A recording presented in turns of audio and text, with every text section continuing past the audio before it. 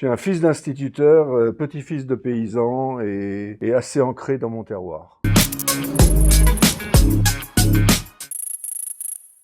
En tant que directeur général à la concurrence, comment ça se passe concrètement quand vous menez une enquête? Est-ce que vous avez la prérogative d'aller dans ces entreprises? Oui, Oui. on a des pouvoirs d'enquête qui nous sont donnés par la réglementation européenne. Ces pouvoirs d'enquête, on les a directement dans les États membres. Pas seulement le droit d'aller dans les entreprises, on a le droit aussi de les perquisitionner. Comme d'ailleurs nos collègues des autorités nationales de concurrence. Parce qu'il y a des infractions qui, par nature, je vous parlais tout à l'heure des cartels, c'est par nature des infractions secrètes que les entreprises prennent des mesures pour cacher. On se rend compte secrètement, la nuit, dans un endroit connu des seuls participants. Voilà, parce qu'ils savent très bien que c'est interdit. Et ils savent aussi que les sanctions sont très lourdes. Dans ma vie, j'ai fait plus de 100 perquisitions. J'ai commencé ma carrière comme enquêteur de concurrence. D'abord pour les autorités françaises, et puis ensuite pour la Commission. En France, on a besoin d'une ordonnance d'un juge, et qui prévoit évidemment que vous êtes assisté par un officier de police judiciaire, un policier soit un gendarme.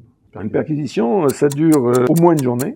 On déboule à l'aube dans les perquisitions domiciliaires. Là, on prend les gens au saut du lit à 6h du matin. Ça, c'est quand même plutôt dans le droit criminel. Nous, on arrive de manière plus civilisée, entre 8 et 9, à la réception de l'entreprise. C'est pas une promenade dans le parc non plus. Parce qu'on a besoin de garantir que l'entreprise ne va pas profiter du temps qu'il nous faut pour fermer des bureaux, mettre des scellés, de sorte qu'il n'y ait pas d'évaporation des preuves. C'est assez technique et ça nécessite d'avoir un certain feeling. Et le but, c'est que tout se passe bien, que la loi soit respectée, qu'il n'y ait pas d'agressivité inutile, ni de part ni d'autre.